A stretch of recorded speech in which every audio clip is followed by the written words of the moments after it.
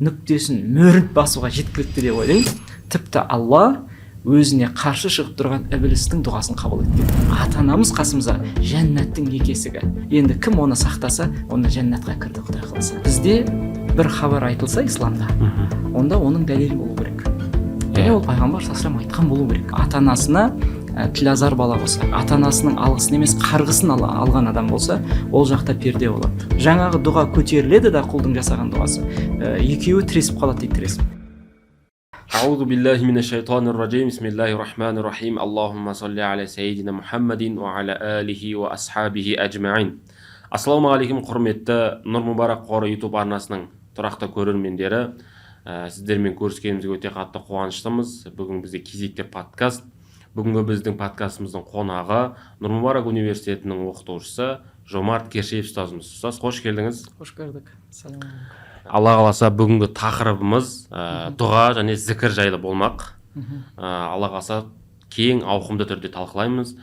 Жалпы ұстаз, сұрақтарымды бастамастан бұрын бір миымызда, көрермендердің миында бір сурет қалыптасу үшін дұға дегеніміз не, зікір дегеніміз не, бір анықтама беріп өтсеңіз. Керемет. Тақырып өзі күшті тақырып. Бүгінгі қоғамдағы актуальный дейміз ғой. Әркімнің сұранысы бар тақырыптар ғой. Жалпы Аллах тағалаға мақтаулар болсын ең бірінші. Және осындай үлкен ұлы тақырыптарды бізге үйреткен, Аллах тағаладан білімді алып, уахиді қабылдап бізге қарай алып келіп жеткізіп, өз өмірінде түсіндірген пайғамбарымызға сан салауаттар болсын. Енді дұға мәселесі, дұға және зікір. Бұл жерге тағы бір сөз қосуға болады, мінәжат деген. Өйткені бір-бірінен алыс емес тақырыптар. Дұға бұл Аллах тағаладан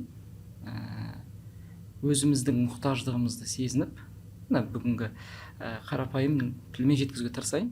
Дұға дегеніміз, біз өзіміздің мұқтаждығымызды сезініп, яғни әлсіздігімізді, мұқтаждығымызды сезініп, бүкіл нәрсеге мұқтажбыз негізі. Әлсізбіз. Оған аяттар жетеді. Адам баласы әлсіз жаралған дегендей. Сол әлсіздігімізді мойындаған жүрекпен Алланы сол мұқтаждығымызға қарай шақыру, яғни жәрдемдесуге шақыру. Араб тілінде да'a дейді ғой, біреуді шақыру.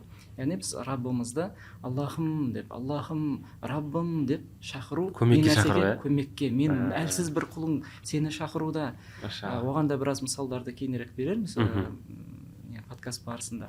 Сондықтан дұға дегеніміз өзіміздің мұқтаждық пен әлсіздігімізді сезіну арқылы осы қажеттілігіме, осы мұқтаждығыма Раббымның алдына көтеріп, оны маған көмектесуге шақыру десек, бұл қарапайым тілмен жеткілікті деп ойлаймын. Одан кейін зікір, біз зікір деген кезде көп жағдайда қолымызға тәсбih ұстау, соны елестейді. Яғни зікір Аллах тағаланы еске алу ғой. Еске алу деген кезде тек қана тасбихтар, ла иляха иллалла деген сияқты, немесе Аллаху акбарлар, бұл сөздерді ғана дізбелеп айтып шығу ғана емес, бұның ішіне кіреді. Зікір, Құран оқу зікір. Әрбір хал, әрбір сәттегі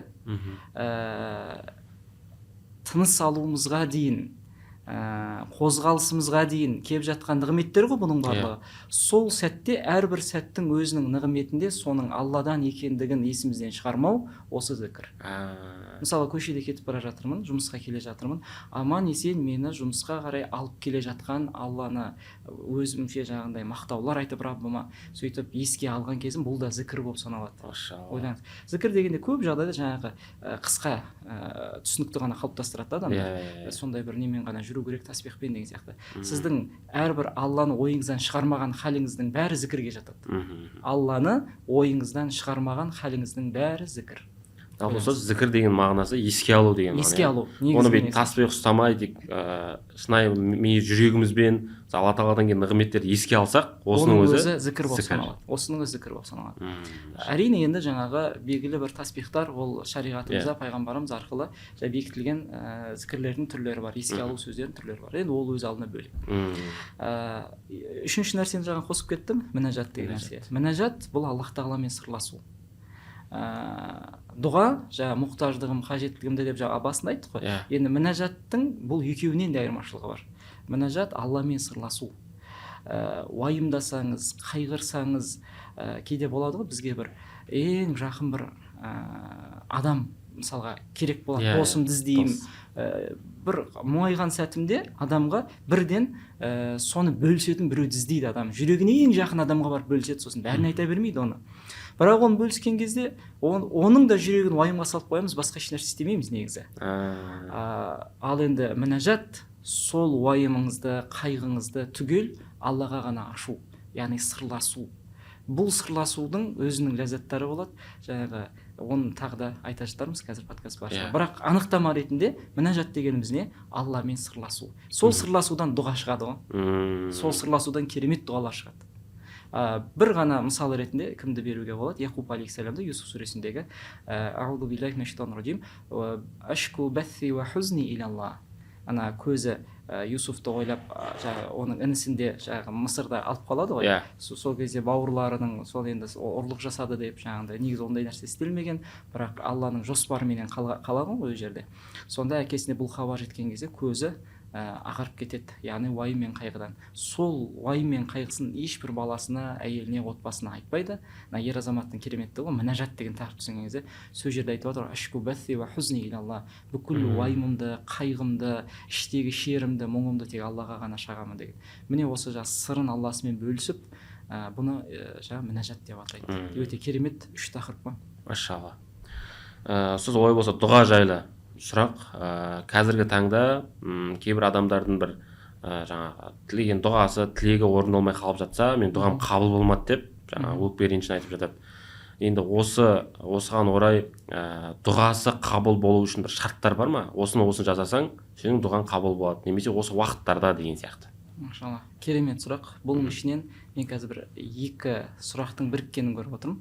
Оған екеуіне де жауап беруге тырысайық. Біріншісі, дұғам қабыл болмай қалады деп адамдардың ренжуі. Біз мына нәрсені, әрине бұл адамның табиғатында болатын құбылыс болғаннан кейін Аллах тағала бұл сөздерімізге дейін алдын ала қамтып қойған шариғатымызда. Сол үшін пайғамбарымыз алейхиссалату вассалам өзінің хадисінде былай дейді: мұсылманның дұғасы 4 түрлі жолмен қабыл етіледі. Қабыл етілмейді деген мүлдем сөз жоқ. Қабыл етілмейді, ол жаңағы ата-анасына, уқуқул валидайни дейміз ғой, ата-анасына тілазар бала болса, ата-анасының алғысын емес қарғысын алған адам болса, ол жақта перде болады.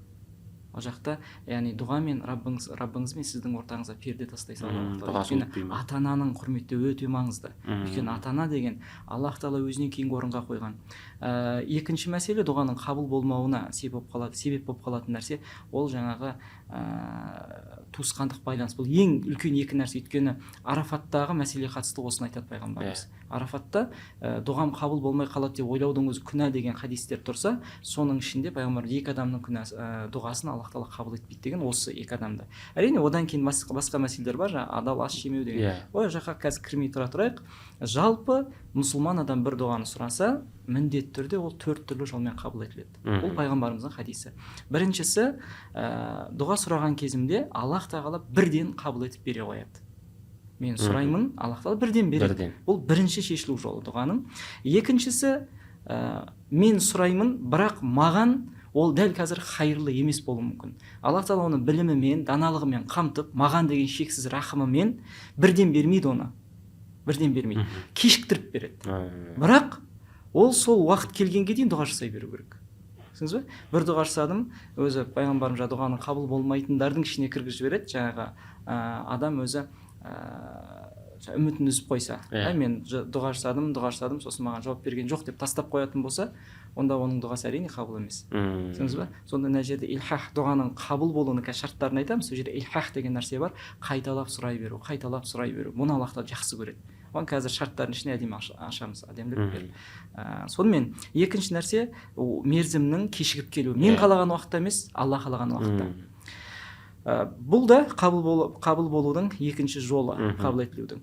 Үшіншісі, бұл мен бұны көрмеймін. Үшінші қабыл етілген жолды мен көрмеймін. Сондықтан адамдар асығыстық қылып жаңағындай нәрсе айтуы мүмкін. Мен дұғам қабыл болмай жатыр деп, бірақ оның жасаған дұғалары бір үлкен проблеманы шешіп жатыр. Қандай проблеманы дегенде пайғамбарымыз бұл 3-ші жолда айтады. Басыңа бір тағдырда тауқымет түсіп келе жатады дейді. Тауқымет. Өзімнің қолмен жасап алған мәселеме байланысты үлкен мен көтере алмай қалуым мүмкін. Бір үлкен бір тауқымет келе жатуы мүмкін. түсіндіңіз ба, басыма түсіп келе жатыр. Пайғамбар айтып жатыр, кәдімгідей тағдырда тауқымет түсіп келе жатқанда жаңағы дұға көтеріледі да, құлдың жасаған дұғасы екеуі тіресіп қалады дейді, тіресіп. Қиямет орнағанға дейін бұл енді жерге түспейді дейді. Демек мына тауқымет басымнан алып тасталды, мен білмеймін оны. Мысалға бүгін мысалы кеше дұға жасадым, алдыңғы бір ай болды бір дұға жасап жүрмін, сөйтіп бір ай болды әлі қабыл етілген жоқ. Бірақ мен бүгін таңертең жұмысқа шығып келе жатқан кезімде көлік апатына түсуім мүмкін еді. Сөйтіп мен бірнеше жылдарға немесе дүниеден өткенге дейін мүгедек болып қалу тауқыметі болып тұр еді. Аллах тағала менің бір айлық дұғамның көлемі мен жаңа тауқымет тоқтатып тастаса, жақсы ма, жақсы емес па енді? Ойлаңыз. Мен бір дүниелік бір нәрсе сұрап жүрмін. Алла менің осылайынан аман жүруіме шешіп беріп жатыр мәселені. Міне пайғамбарымыз айтып жатқан дұғаның қабыл болуының 3-ші жолы осы. 4-ші жол, Аллах тағала оны ақиретке сақтап қояды дейді. Мысалы біз ойлаймыз ғой кейде, алақан жайып отырамыз да, мысалға Аллах тағала маған осыны берші, Аллах тағала менің жүзімді нұрландыршы, немесе Аллах тағала менің қабірімді ертең сұрақтарым жеңіл қылшы дейік, немесе дүниелік бір нәрсе сұраймыз, ақиреттік бір нәрсе сұраймыз. Осында мен бұны тек шығып жатқан сөз ретінде ойлаймын, бірақ бұның салмағы бар. Бұның кәдімгідей Аллахым деген сөздің өзі, алақан жаюдың өзі негізі әлсіздігімді білдіреді ғой. Алақан жайып Аллахым деген кезде сол сөзіңіздің қазір үлкен салмағы бар. Кәдімгідей сол салмақпен Аллах тағала сауап сыйлайды ғой, таразыда басады ғой. Сонда пайғамбарымыз айтады, 4-ші жолы қияметке қалдырып қояды дейді. Сөйтіп құл Раббысымен жолыққан кезде оның таразысында үлкен зілдей сауаптарды әкеліп періштелер қойып жатады. Сонда Раббым мынаны мен жасаған жоқпын ғой деген кезде, құлым-ау, білесің бе, кезінде сен осындай жерде осындай уақытта менен осы нәрсені сұрадың, мен сол кезде саған бермегем дүниеде, осыны бүгінге сақтап қойғам. Мынау екінші алып келінген жаңа үлкен зілдей сауаптар, мынаны сен осындай бір уақытта осындай жерде сұрап едің ғой, мен саған бермеп едім ғой, есіңде ме? Сол кезде осыған сақтап қойғам. Сонда пайғамбарымыздың бұл хадисінің соңы немен аяқталады білесіз бе? Сол сауаптардың бәрін көрген кезде, өйткені ол күні біз сауапқа мұқтаж боламыз ғой. Бүгін дүниеде жаңағы дүниелік нәрсеге мұқтаждық танытқанымыз секілді, ақиретте ол сауапқа мұқтаж болады. Сауаптан басқа нәрсеге мұқтаж болмаймыз. Сол сәтте ананың бәрін көрген уақытта құл айтады дейді, Раббым, бүкіл дүниеде сұраған дұғамның ешқайсысын қабыл етпей-ақ осы күнге сақтап қойғаныңда ғой деп ойлаңыз. Енді Аллах тағала оны менің дұғамның салмағынан еселеп беріп жатыр ғой оны. Соны көрген кезде құлдың айтатын жауабы осы болады дейді. Сол үшін де дұғам қабыл болмай жатыр деп көрермендеріміздің ішінде ренжіп жүргендер болса, ешқашан ойламаңыз. Раббыңыз туралы жақсы ғана ойлаңыз. Сіздің дұғаңыз міндетті түрде қабыл етіліп жатыр. Осы 4 жолдың біреуі болып жатыр, болды. Егер кешігіп келсе, альхамдулилля, ол да сіз үшін қайыр. Бір мысал берейік. Мына Алматыдағы жоғары оқу орындарының бірінде қызылға бітіріп тұрған қыз бала болатын. Мен ол кезде журналистика саласында жұмыс істеп жүргенбіз. Мынау Тимирязев пен желтоқсанның қиылысында бұрын сол жерде бүкіл телеарналардың жаңағы орталығы болатын. Қазір бәрі Астанаға көшіп кетті ғой. Сол жерде істеп жүрген кезімізде жол апаты болды деп ана жерде бүкіл журналистер шуылдап жатыр екен. Содан шығып қарасақ, тура сол қиылыста машина енді бүктетіліп жиналып қалған, адамдар көп. Сонымен не болды екен деп шығып жаңа қарап, сондай болып жатқан кезде жылап жатқан адамдар, сол анасы келген екен, сол жерге әкесі келген екен. Үлкен бір оқу орнын қызылға бітіріп тұрған жалғыз ғана қыз баласы, басқа баласы жоқ үйінде. Сол оқу бітіретін кезінде жаңағы көлік алып бер дегенде, бұл дұға деген нәрсе кейде бүйтіп тек сұрап отыру ғана емес. Менің жаңағындай дұға екі түрлі болып келеді ғой. Қаули дұға, сөздік дұға және фиали дұға, әрекеттік дұға деген. Менің әрекеттік дұғаларым ата-анама көлік алып берші деп жатырмын. Бұл әрекеттік дұғалар болуы мүмкін. Немесе соған ақша жинап жатуым дегендей. Сонда осы әрекеттік дұғасы қыз баланың болған. Ата-анасы, сен әлі көлікті үйреніп алсаңшы, содан кейін алып берейік дегенде. Енді бір қыз болғаннан кейін еркелетіп өсірген, оқу бітіріп тұр, диплом алған кезде, сол вручение дейміз ғой, дипломды табыстаған уақытта бірден көлігімен мақтанып шыққысы келді ғой. Енді ол өзінің несін алды, жамандық ойлаған жоқ қой. Сонда берілмей жатса ата-анасының жағында сен бітіріп ал, сен нені оқып ал, жүргізуді оқып ал деген сөзінің өзі негізі Алладан келген еді ғой негізі адамға. Бірақ осыны түсіну, түсінбеу деген нәрсе бар да. Сөйтіп жаңағы қыз балаға көлік алып береді, енді қоймағаннан кейін алып берген. Сол қыз бала дәл диплом алған күні сол алып берген ата-анасының көлігіменен аварияға түсіп сол жерде көз жұмды да. Сондықтан кейде біз асығыстық қылу, әрине бұл нәрсе болмаса да ол дүниеден өтер еді тағдырында, ол дүниеден өтуі бар. Бірақ та ең ауыр нәрсе білесіз ба не ол? Біріншіден тағдырдағы асығыстық, яғни Алла тағаланың мен Алла тағала белгілеген уақыттан асығыстық жасауым біріншіден. Екіншіден ата анасы үшін екінші соққы баласынан айыру. Үшіншіден өзінің алып берген көлігімен баласының, жалғыз ғана баласын кетіп қалу, бұл өте ауыр жағдай. Сондықтан ол суреттеп беруге келмейді. Сол үшін мен бір дұға сұрап жатқан кезімде кешіктіріп жатса мен қуанайын. Демек ол мен үшін хайырлы уақытқа шегеріп жатыр оның бәрі. Тіпті берілмей қалған күннің өзінде мына екі жолдың біреуі берілгелі тұр ғой. Мен мүлдем ұтылған жоқпын. Дұға сұрасам ұтылған жоқпын. Тіпті пайғамбарымыз тағы бір хадисінде айтады ғой, жаңағы құл алақан жайса, Аллах тағала соны алақанын бос қайтаруға ұялады дейді. Бос. Бос деген сөзді біз қазақ тілінде осылай қолданып жатырмыз. Негізі хадисте цифрон дейді. Цифр деген 0. 0 деген еш нәрсе жоқ қой. Еш нәрсесіз қайтаруға ұялады дейді. Демек сіз алақан жайдыңыз ба? Міндетті түрде Аллах тағала береді ол. Енді бұл жаңағы ренжімеуіміз үшін дұғамыз қабыл болмайды. Осы хадистер, осы сөздер біздің жүрекке ем болу керек. Екінші жаңағы дұғаның қабыл болу шарттарын сұрадыңыз. Дұғаның қабыл болу шарттарын ғалымдарымыз хадиспен, аяттардың негізінен бірнеше шарттарды алып шығады. Соның біз бір шамасына тоқталайық. Біріншіден біздің дұға кезінде шын ықыласты болу. Бұл дұғаны, мысалы, Омар радиаллаху анхудың сөзімен ғана қорытамыз бұны, ықыласты болу деген. Омар радиаллаху анху айтады: мен дұғам қабыл бола ма, болмай ма деп уайымдамаймын дейді.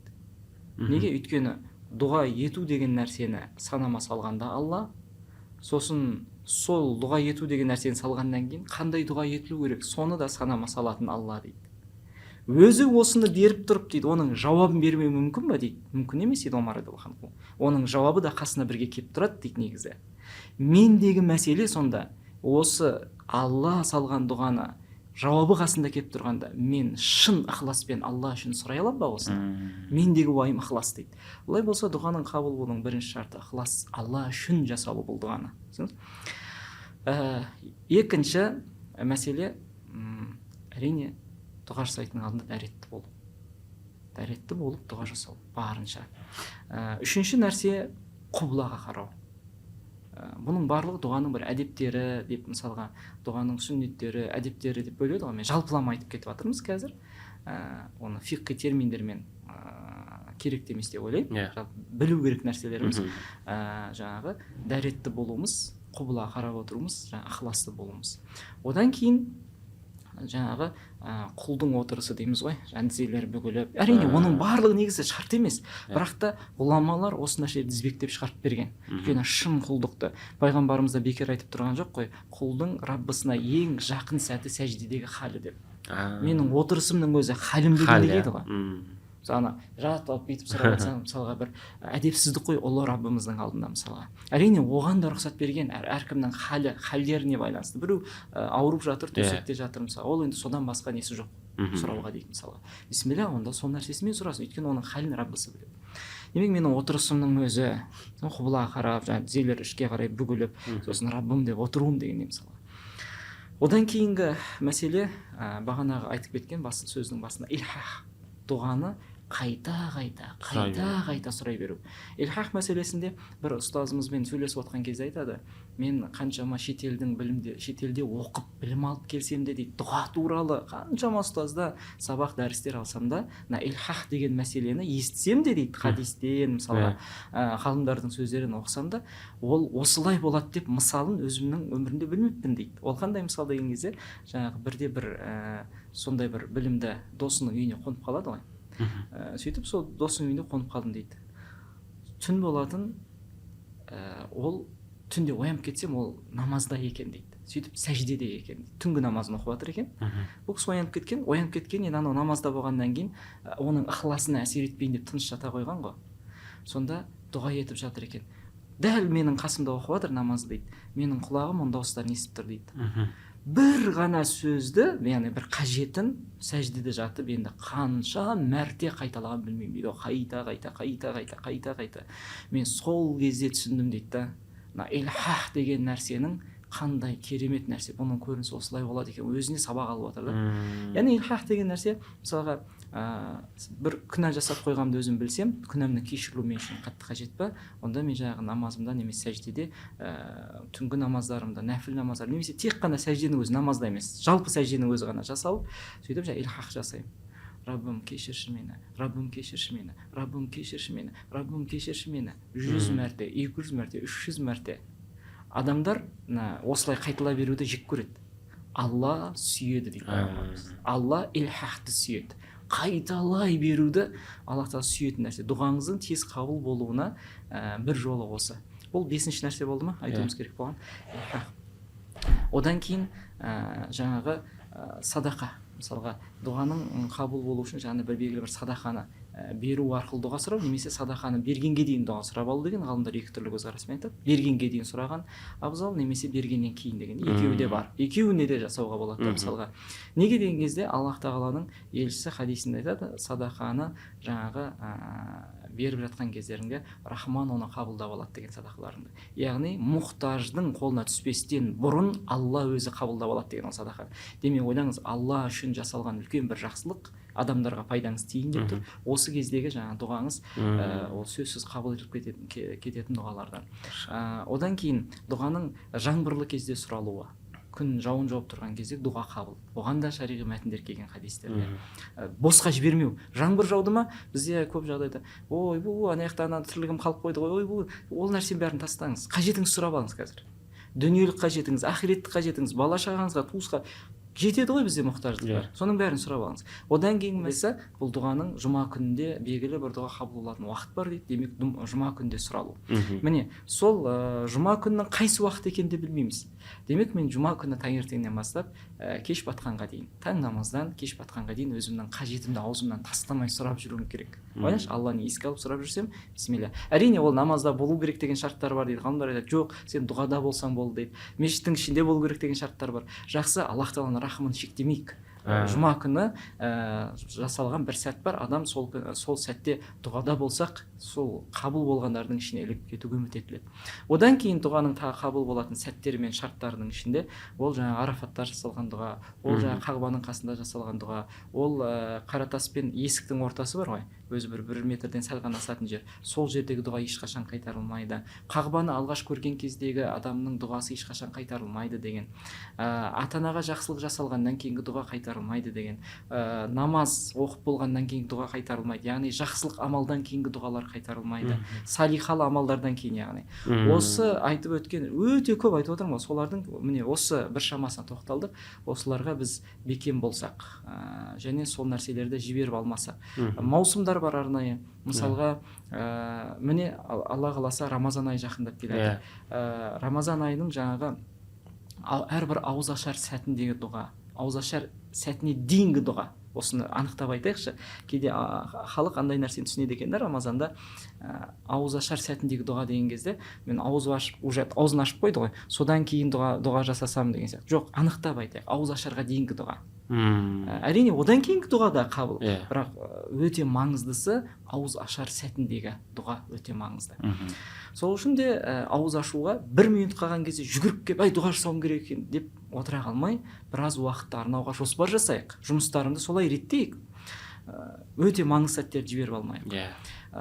Рамазан мысалға осы, одан кейін қасиетті айлар. Міне мысалға Раджаб айы аяқталып қалды. Раджаб бұл Аллах тағаланың қасиетті айлары, қадір қасиеті көтерілген айлардың. Сондықтан бұл қасиетті айларда жасалған дұға. Оның ішінде ертең Алла қаласа алдағы уақытта келетін Зулхиджаның алғашқы 10 күні. Біраз нелер бар айтылып өткен. Осылардың өзіне ықтияттық танысақ дұғамызға, әрі қарай бізден шыққан жаңағы діни басқарманың бекітіп шығарған кітаптары бар, дұғаға байланысты. Оның ішінде де терең жазылған ғалымдарымыздың сөздерін береді, аят хадистерге сүйенген. Соларды да бір оқып шығып жасасақ, иншалла дұғаларымыз міндетті түрде Аллах тағала қабыл етуші. Дұғаңыз босқа ешқашан кетпейді. Осы сенімде бол. Мұсылмансыз ба? Аллаға сендіңіз ба? Мұқтаждық таныттыңыз ба? Тіпті ойлаңызшы, мынау ең бір нүктесін мөрін басуға жеткілікті деп ойлаймын. Тіпті Алла өзіне қарсы шығып тұрған іблістің дұғасын қабыл еткен. Енді адамның дұғасын қабыл етпей ме? Қай жерде ібліс Алла тағала адамға сәжде жаса деген сәжде жасамады ғой. Сол кезде не үшін мен әмір еткенде сәжде жасамадың деген кезде, оны топырақтан мен оттан жаратты ғой, мен абзалмын деді. Сосын шық мына жерден деп Аллах тағала ашуын мен оны қуғаннан кейін ібілісіне дұға жасады. Раббым, мені анау қиямет орнайтын күнге дейін, есеп болатын күнге дейін, мені аман қалғандардан қылшы, яғни маған мұрсат берілгендерден қылшы, мені өліп қалмайыншы, мен жойылып кетпейінші, тірі болайыншы мен. Көрдіңіз бе? Сол кезде Аллах тағала ібілістің дұғасын қабыл етіп жібереді. Сен енді мұрсат берілгендерденсің деді. Құранда аят бар. Ойлаңыз, ібілістің дұғасын қабыл еткен Алла енді өзі керемет періштелерге сәжде жасатып тұрып жаратқан адамның дұғасын қабыл етпей ма? Ол мұсылман еместің де, мұсылманның да күллі адамның қажетін сұрамай-ақ өтеп жатқан Алла сұраған кезде ол тіптен қабыл етеді. Машалла. Ұстаз, енді мына дұғаның қабыл болуы жайлы өте керемет шарттарды айттыңыз. Иншалла осыларды жасауымызға Алла тағала бір мүмкіндік берсін, күш қуат берсін. Ұстаз, жалпы жаңа айтып кеттіңіз ата-ана жайында, осы ата-ананың дұғасы мен ата-ананың перзентке наразылығы жайында бір айтып кетсеңіз. Пайғамбарымыз алейхиссалату вассалам өзінің сөзінде айтады, 3 адамның дұғасы міндетті түрде қабыл етіледі деген. Соның ішінде жаңағы жолда сапарда жүрген адамның дұғасы міндетті түрде қабыл. Екіншісі мазлум, яғни зұлымдыққа, әділетсіздікке ұшыраған адамның дұғасы бірден қабыл етіледі. Оның дініне, оның сеніміне қарамайды Аллах тағала. Үшінші мәселе ата-ана. Ата-ананың баласы үшін жасаған дұғасы міндетті түрде қабыл етіледі деген. Сондықтан ата-аналар балаларына тек қана жақсы мағынада дұға жасау керекпіз. Ал енді жаңа өзіңіз айтқандай ата-ананың наразылығы ше, бұған тағы бір хадисте айтады пайғамбарымыз. Аллах тағаланың разылығы ата-ананың разылығында. Аллах тағаланың наразылығы ата-ананың наразылығында. Кейде біз бұл хадистерді аударған кезде ашуы деп айтамыз да, жоқ, ол жерде пайғамбарымыз жаңа ғадап деген сөз қолданған жоқ, сухтты қолданған. Сухт деген нәрсе наразылық. Ғадап өте ауыр нәрсе, ол Алла сақтасын, мұны біз ашу деп айтпауымыз керек. Ол ашу деген өте қиын нәрсе. Алланың ашуы деген ол күллі денең тітіркендіріп жіберетін нәрсе. Алла тағала бұндай нәрсені алыс қылсын. Сол үшін пайғамбарымыз ана әдеп нәрсесін өте жаңа Алласы үйреткендей сухт деп қолданған наразылық. Ата-ана наразы болса, онда Аллах та наразы деп түсіне берсін. Бұл нені бөгейді? Тек дұғаны ғана бөгей ма? Жоқ, бүкіл жолыңызды бөгейді. Қоғамда көп естіп қалуымыз мүмкін ғой, жолым болмай жүр, жұмысқа тұра алмай жүрмін, қанша уақыт болды жолым болмай жатыр. Тіпті керек десе тұрмысқа шыға алмай жүр қыз бала, керек десе үйлене алмай жүр жігіттер. Ата-анасымен мәмілесін қарасын. Бірінші Алласымен мәмілесін қарасын, екінші ата-анасымен мәмілесін қарасын. Ата-ана наразы болса, Алла наразы. Егер Алла наразы болса, жолды жаба салады Аллах тағала. Көрдіңіз бе? Сондықтан бізді тыңдап отырған барлық тыңдармандарымызға әрине бұл исламның өсиетін айтқымыз келеді, бірінші өзіме және осы тыңдармандарымызға. Біз өмір бақи ата-анамызды разы етумен, бірінші Алламызды разы етумен, екінші орында ата-анамызды. Өйткені Аллах тағала өзіне құлшылық етуден кейінгі орынға ата-ананы қойған. Егер олардың разылығы мен алғысын алатын болсақ, онда бүкіл есік ашық деген сөз ғой иншалла. Тіпті пайғамбарымыз оны үлкен нәрсемен теңей салды ғой. Біз кішкентай нәрсені айтып отырмыз қазір. Үлкен нәрсені айтты. Егер кімнің ата-анасы қасында болса, дейді, екеуіне біреуі, екеуі жәннаттың екі есігі деген ғой. Ата-анамыз қасымызда жәннаттың екі есігі. Енді кім оны сақтаса, онда жәннатқа кірді Құдай қаласа. Әкем менің жәннатымның үлкен бір есігі, анам менің жәннатымның бір есігі. Ойлаңыз. Егер әке кетсе, жәннатыңыздың бір есігі жабылды. Ойлаңыз, соған дейін мен не жасап үлгерем. Анам кетсе, жәннаттың, әкеден кейін ана кетіп қалса, жәннаттың екі есігі жабылды мен үшін.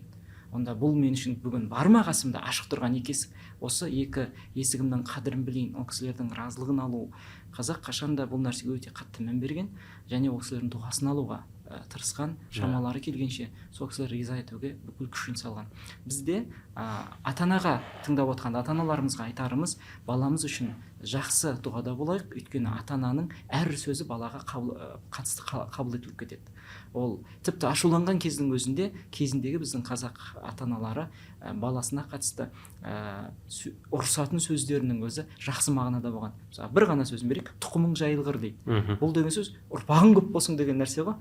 ашуының өзін осындай әдемі дұғамен аяқтап жатыр ғой. Біз бүгін не істейміз? Ой, жер тартқыр, Құдай сақтасын. Бір ауылдарда бар осылай сөйлейтін. Мысалы, бұл жер тартқыр деген сөз, бұл өліп қалғыр деген сөз ғой. Балаңызға не тілеп жатсыз? Өте қиын, тағы ауыр айтуға болмайды. Ата-аналар тілімізге сақ болу, баламызға қатысты жаңағындай ауыр сөз айтып жібермеуге. Ашулансақ та жаңағы үлкен мағынаны айтайық. Елді басқарғыр. Мысалға, ұрпағың көп болғыр, жәннатқа кіргір, Алланың разылығын алғыр. Мысалға, елдің батасын алғыр дегендей. Осындай бір сөзбен ашуымызды білдірейік. Ал балалар ата-аналарымыздың осындай ашуын алып қалмауға тырысайық, наразылығын алып қалмауға тырысайық. Сіз келесі тақырып, келесі сұрақ. Жалпы қазір адамдарда бір тыныштық табу үшін бір медитация деп өздерін бір тыныштыққа бөлеп жатады. Біз қазір айта аламыз осы дұға, зікір, жалпы адам психологиясына, бір стресске әсер ете ала ма? Машалла, керемет. Бүгін адам жан тыныштығын, жалпы өзі адам болғасын, міндетті түрде жан тыныштығын іздейді. Осы нәрсені біздің табиғатымызда болғаннан кейін Аллах Тағала оны шариғаттың ішінде қамтып, исламының ішінде қамтып, Құранда әла бидикриллахи татмаиннул қулуб, сөзсіз, немесе әла деген сөз жоқ деп аударсақ та болады, жоқ, сөзсіз Алланы еске алумен ғана жүректер тыныштық табады, басқалай жүректердің тыныштық табуы мүмкін емес дейді. Олай болса мен басқа жақтан іздеуім, медитация дейсіз ба, жоқ, қазір неше түрлі атаулар қойып жатыр ғой, енді солардың қайсысымен іздесек те біз Алла Тағаланы еске алмайынша тыныштық таппайды жүрек. Мүмкін емес тыныштық табуы. Мысалы біреулер тек қана бір теңіздің жағасына кетіп қалып, Алла Тағала мүлдем ойында жоқ, тек бір теңізге қарап отырып, ол уақытша. Оның әсері тәәссурун лахзи деген нәрселер бар ғой, уақытша әсерлер ғана. Сол бір теңізге қарап, сол теңіздің дыбыстары сіз санаңызға бір тыныштық береді.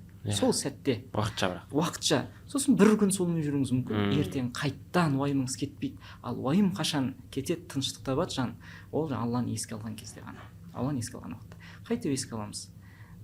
Біз өзіңізбен болған алдыңғы бір сұхбаттарымыздың кезінде, қателеспесем, Құранның тақырыбында сұхбаттастық. Сол кезде де біз осы бір тақырыптың бір шеттерін ашқанбыз. Мынау Алла Тағаланы еске алу деген кезде мен Аллах Тағала Құранда былай дейді, мысалға, Аллахтың бүкіл көркем есімдері оған тән. Сондықтан осы есімдермен дұға жасаңдар деген. Алланың есімдерімен өзіне тәуассул жасау арқылы дұға жасау. Өзінің есімін өзіне тәуассул қылып сұрау. Яғни 99 есім неге тұр? Жалғыз Алла деген есім осының бәрін қамтиды ғой. Неге онда 99-ың бәрін бізге түсірді Құранда, сүннетте десек, оның әрбір есімі менің әртүрлі уайымдарымның жауабы. Сол арқылы шығамын. Мысалға, бір адамға ризық уайым, жүрек тыныш емес, ризықты уайымдап жүр да. Ол ризықты жүрегіңіз тынышталдырады. Ар-Раззақ деген есімі арқылы Аллаға шыққан кезде.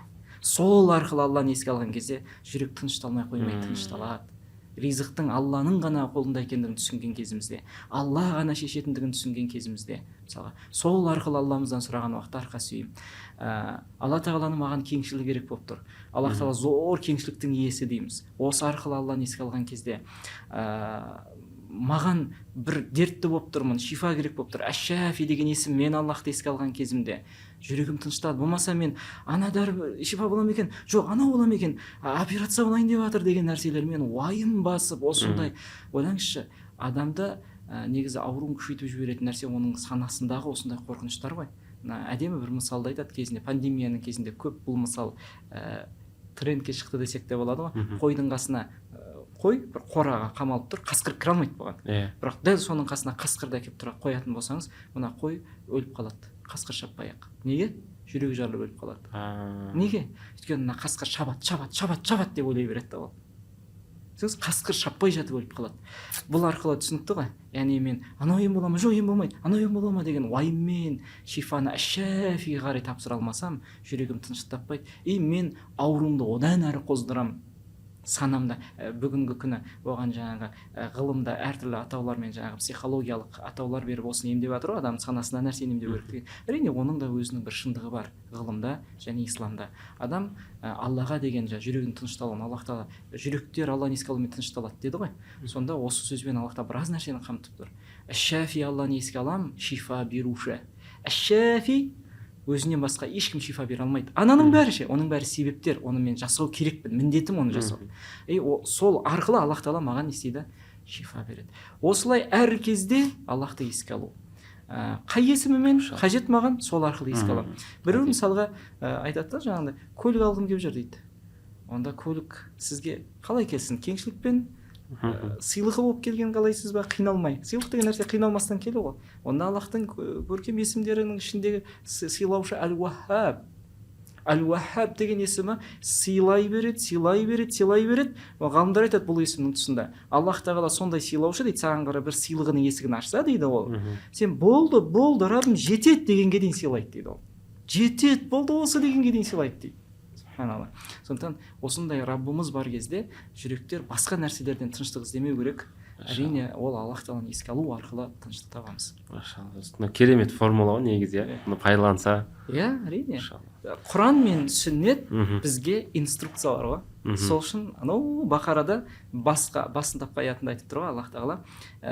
Алиф лам мим заликал китабу ла райба фих худан лил муттақин. Бұл кітаптың ішінде сонау лаухул махфуздан келген кітапта ешқандай күдік жоқ. Бұның тақуаларға, Алланың айтқанымен жүретін адамдарға тұнып тұрған инструкция. Худа, тура жол, және екінші мағынасы бар инструкция. Инструкция. Хадис те сондай. Құран да сондай. Яғни сүннет те сондай, Құран да сондай. Машалла. Сол енді бір келесі мынандай сұрақ бар. Қазіргі таңда, қазір тыңдаймын, жалпы ислам әлемінде мынандай нәрсе бар. Мына дұғаны 100 рет айтсаң осындай болады. Мына зікірді 200 рет айтсаң осындай болады деп сүйіншілейді. Біз осындай нәрселерді жалпы мұсылман қауымына айтып, осы мұсылмандарды бір істің емес сөздің адамы қылып тастамаймыз ба? Осы бір сұраққа не айтасыз? Әдемі. Осы нәрсе қазір көп. Тіпті Аллахтың 99 есіміне де мынаны 1000 рет айт, мынаны 200 рет айт, мынаны 500 рет айт деген нәрселер көп.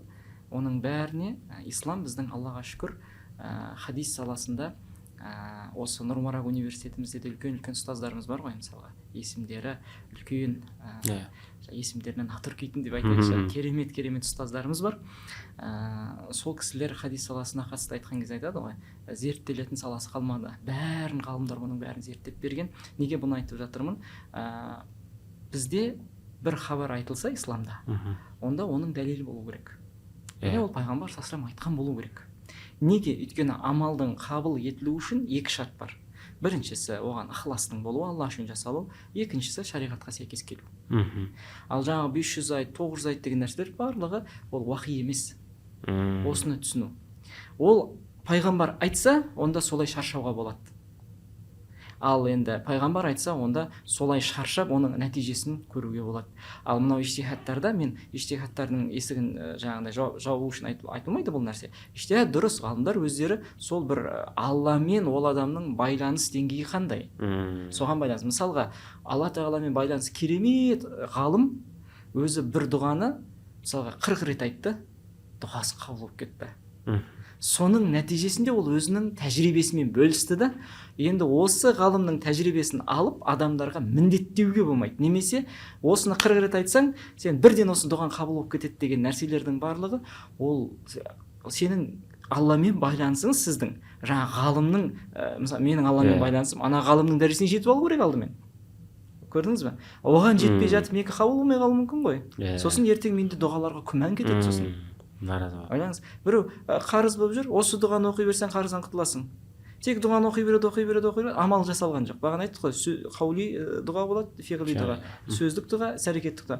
Сіз сәрекетін жасамайсың, дұғаны жасай бересің, үйде отырып алып келмейді ғой, қарыз ешкім шешіп бермейді ғой. Сосын дұғаға сенімді, пайғамбардың сөзіне сенімсіздік.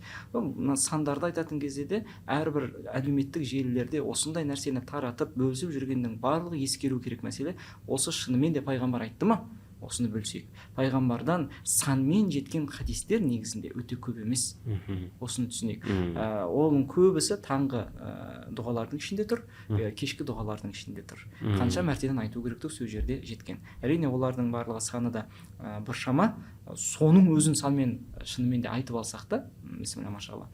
Енді біз дұға деген нәрсе дұрыс. Бұл біздің Құранда Аллах тағала былай дейді ғой.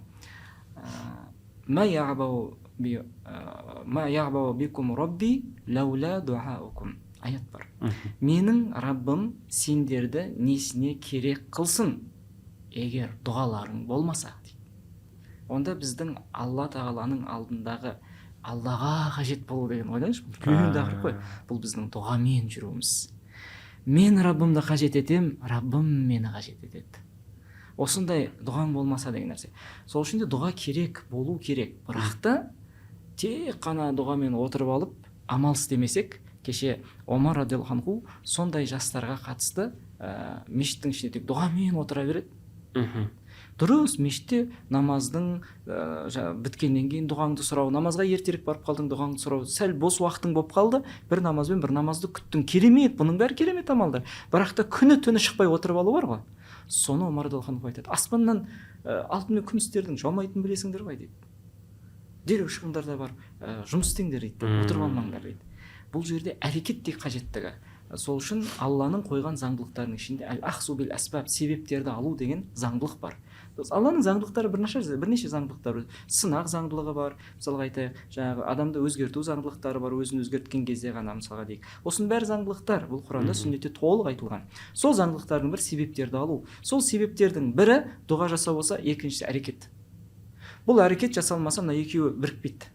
Бірікпесе, онда маған көзделіп берілгелі тұрған нәрседен махрұм қаламын мен. Иә, беріледі, сұрағаным беріледі, бірақ та маған екеуін қосқан кездегі берілетін көлемнен азырақ беріліп қалды. Содан кейін кімді кінәлаймын? Өзімді ме?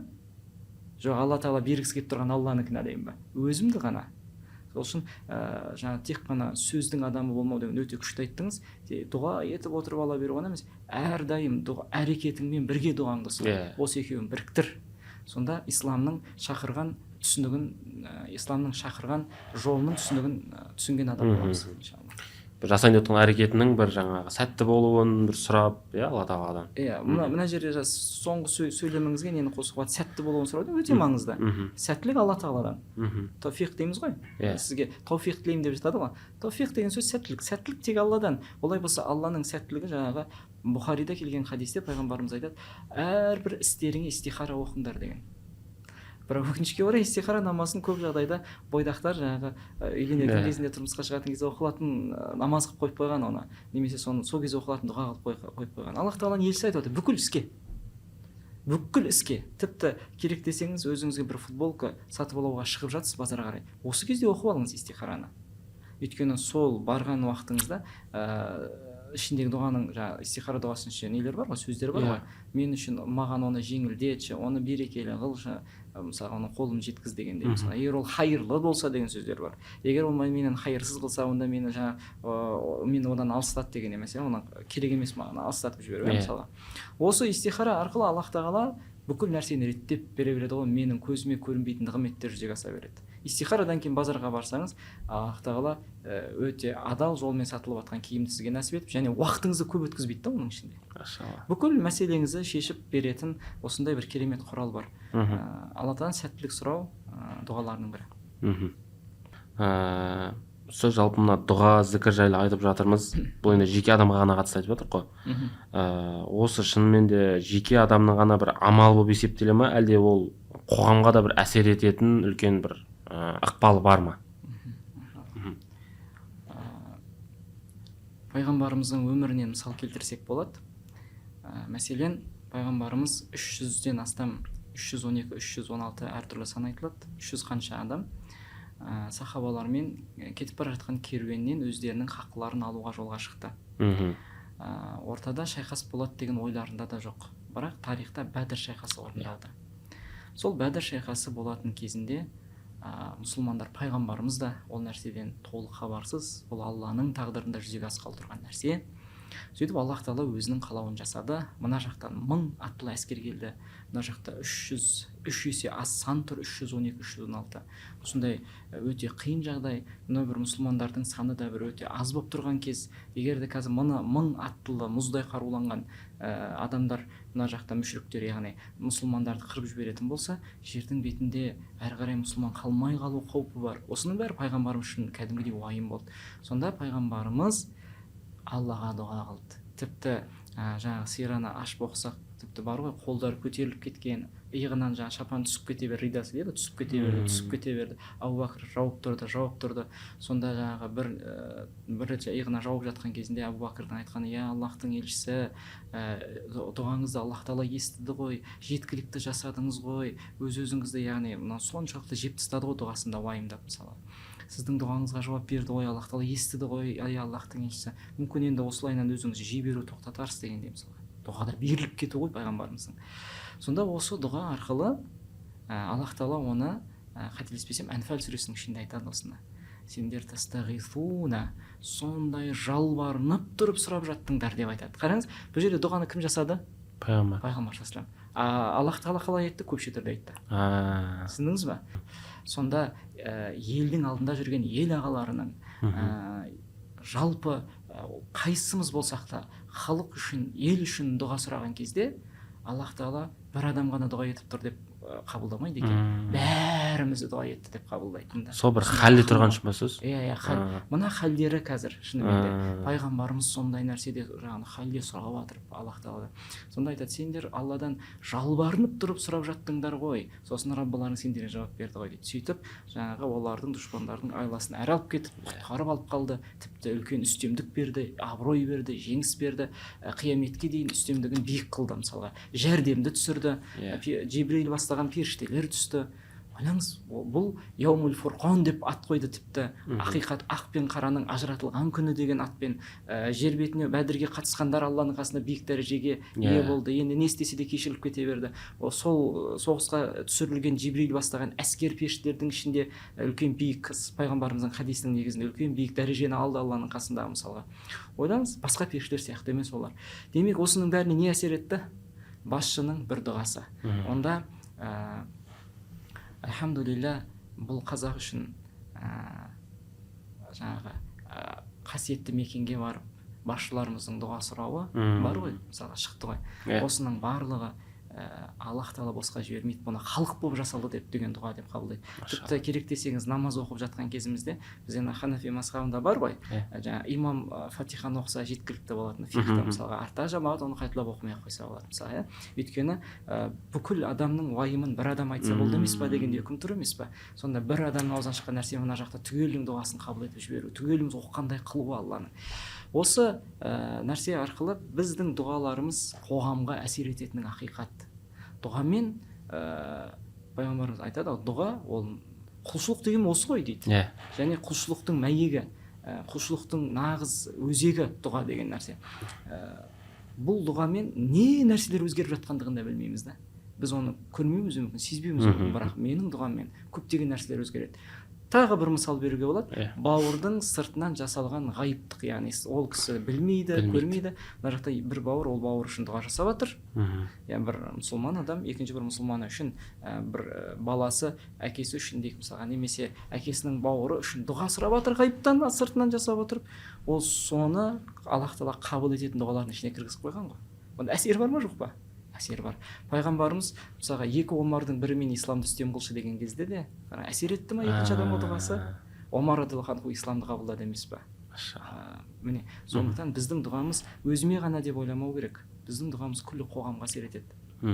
Тіпті соңғы қорытынды мынандай қылып айтсам бола ма осы нәрсенің, мына сөзді маңызды болып тұрғандықтан, біз мына қажылыққа барамыз ғой. Діни басқармамыз керемет бір қаншама жылдардан бері бір үлкен қажылық кезінде бір рәсім жасап жүр, күшті.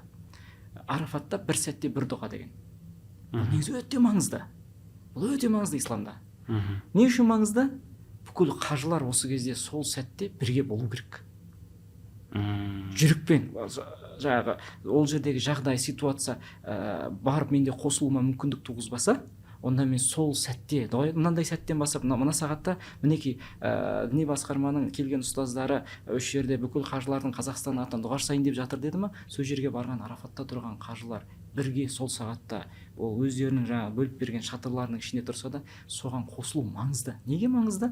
Өйткені Қазақстаннан шыққан қажылар қасиетті мекенге, дұғалар сөзсіз қабыл болатын мекенге барып, Арафатта тұрып, елдің экономикасына да, елдің абыройы мен беделіне де, елдің әлеуметтік жағдайына да бүкіл нәрселерді тізбектеп тұрып сол жерде дұға сұралады ғой, бірлігі мен ауызбіршілігіне.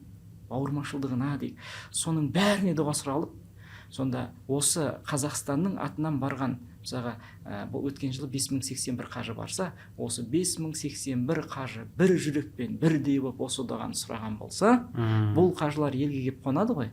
Сол кезде үлкен ғалымдарымыз айтады, жаңағы ол кездегі қандай да елдің қауымы шығу кезде түйме шыққан ғой, сол шығып сөйтіп елдеріне жетсе дейді ғой, елдеріне жетіп аяқтары сол өз елін басқан бетте жаңағы дұғаларының әсерімен Алла сол елді өзгертіп бастайды дейді.